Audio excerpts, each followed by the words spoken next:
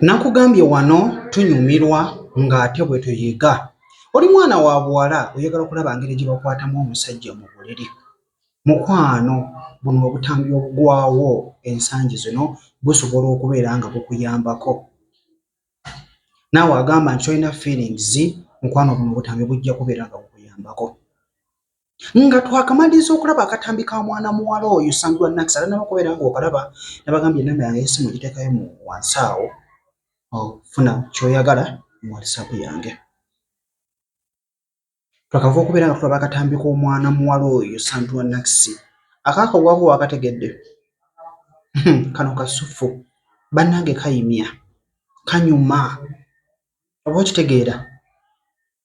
Mwana muwala ono Lydia Cynthia nga mwana muwala wa Kitende baakoze akatambi k'obuseegu.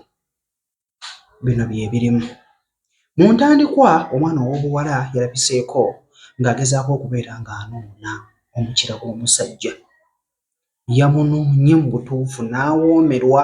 Omanyi omuntu okudda ku kamera n'amala n'ayogera n'agamba bannange, ono omwana kyankoze mbadde sikirabangako, ninga ng'oba ali waggulu oba ninga nga ali ku mwezi. Kwegamba omulenzi alina engeri gye yafiirinze mbanne badde alina engeri gye basikinamu ng'ebintu binyuma. Olwavudde awo ng'amaze okubeera ng'amunuuna, omusajja amaze n'amukomba amazzi gonna baagenze mu kaddogi style. Yamuzinye ebyanyumye ng'amazzi gakuba gati.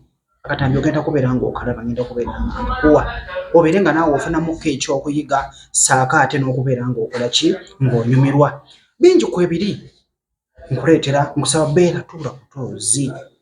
Bino bituuka wange okubeera nga bispreading ewalala. Oba okitegeera. So ngenda kubeera nga akatambi nkakuwa, ennamba yange y'essimu weeri awo, olaba n'ofunamu ekyokuyiga. Oba okitegeera. Wenna aliyo ng'okyalina ebyokuyiga bingi kuno kwebiri. Laba engeri gy'ogenda okubeera ng'olunamu omukira gw'omusajja abeere ng'atuuka ku ntikko.